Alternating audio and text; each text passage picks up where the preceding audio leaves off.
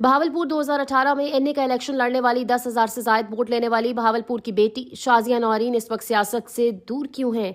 उन्होंने मेरा पाकिस्तान न्यूज से गुफ्तगू करते हुए सब बता दिया। इनका सियासत के हवाले से क्या कहना है, जानते हैं उस्मान असगर से। जी उस्मान। अस्सलाम वालेकुम नाजरीन, आज हमारे साथ मौजूद हैं भावलपुर की बेटी मोहतरमा शाजिया नौरीन साहिबा, जो कि भावलपुर में समाजी और फलाही काम भी कर रही हैं और सियासी भी बहुत इनका नाम है। आज हम इनसे थोड़ी सी गुफ्तगू करते हैं। जी अस्सलाम वालेकुम। वालेकुम सलाम। मैडम कैसी हैं आप? खैरियत से? शुक्र शुक्र अल्लाह। मैडम बताइएगा कि सियासत में आप कब से आई थी? 2007 से 2007 से आप सियासत में इन हुई, तो आप किस पार्टी में रही हैं और क्या आपका पाकिस्तान किरदार रहा है? पाकिस्तान तहरीक-ए-इंसाफ मैंने यूथ विंग जॉइन किया था हम्म। और उसके बाद जो उनके पार्टी इलेक्शंस हुए हमारे, तो फिर मैं डिस्ट्रिक्ट प्रेसिडेंट बनी और 2017 तक मैं डिस्ट्रिक्ट प्रेसिडेंट ही थी।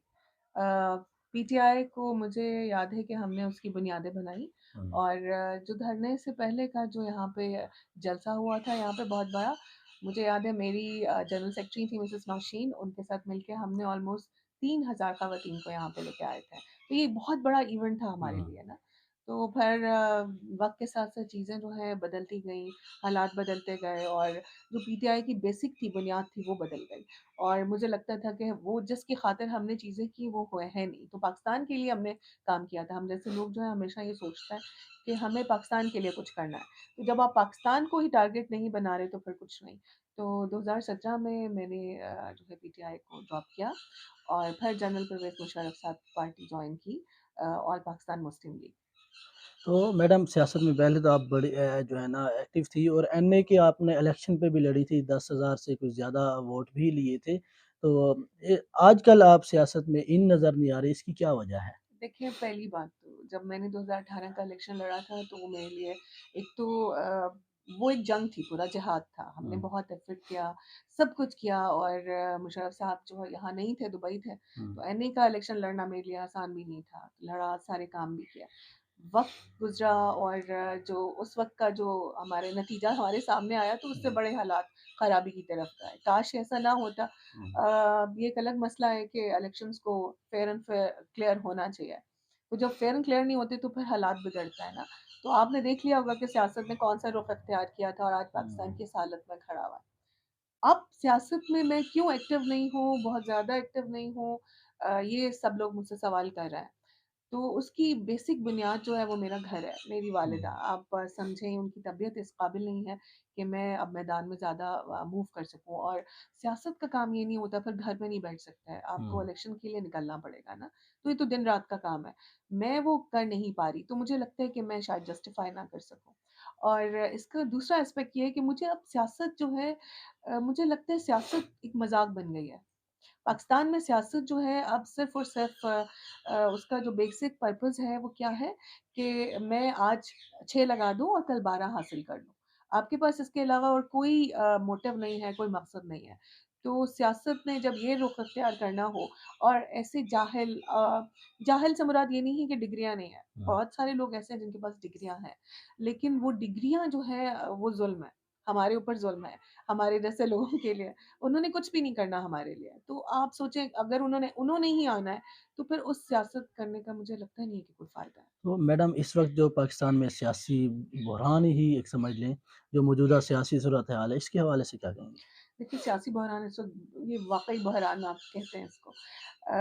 उसके अंदर बड़ा क्लियरली है। अब देखिए जितनी भी सियासी पार्टियाँ हैं अगर मैं उनके नाम लेना शुरू करूँ, तो पाकिस्तान में तो हर बंदा उठता है और अपनी जमात बना लेता है। ठीक है? सबसाइडरीज़ आ जाती हैं। लेकिन जो जमातें हैं उनका इस वक़्त क्या टारगेट है और क्या सोच है, वो बहरानी सूरत-ए-हाल है। हर कोई अपने आप को बचा रहा है। इस हुँ, वक़्त पाकिस्तान में जो जो इलेक्शंस हैं मैं समझती हूँ, अगर मैं किसी भी जगह पे बैठी होती मैं इलेक्शन कभी भी ना होने देती। उसकी वजह ये है कि अगर ये इलेक्शंस होते हैं, तो आपकी पूरा का पूरा स्ट्रक्चर पाकिस्तान का हिला हुआ है इस वक़्त। आपके पास कोई बुनियाद नहीं है। इस वक़्त आपके पास पैसे नहीं हैं, इस वक़्त आपके पास माशी बहरान ऐसा है कि इसमें कितना पैसा तो बर्बाद हो जाना है इन इलेक्शंस में, लोगों ने लाखों करोड़ों रुपया लगा देना है इन सारी वोटिंग के लिए हुँ, और उनका पर्पस भी कुछ और नहीं होता है। वो ये होता है कि खरीद लें लोगों को ना। आपको पता है कि लास्ट टाइम जब हम मैदान में उतरे, हमने देखा कि लोग जो है कुरान पे हलफ़ ले लेते हैं। या फिर ये कि हुँ। टिकट वो अपना जो है वोट्स जो हैं किसी बड़े को पकड़ते हैं, सरबराह को, और उससे कहते हैं जी इतने पैसे तुम्हें दूँगा और हमें बेच दो सारे वोट। तो होना तो आज भी यही है। तो तो आप ये सारी सूरत-हाल के बाद अब आपने सियासत से मुकम्मल तौर पर मुँह मोड़ लिया है या कुछ अरसे के लिए आप साइड हो गई? नहीं, मैं बिल्कुल मोड़ नहीं सकती मुँह, क्योंकि मेरा तो मकसद था। सियासत जो है मेरे लिए शौक नहीं है, हुँ, सियासत मेरी ज़रूरत है।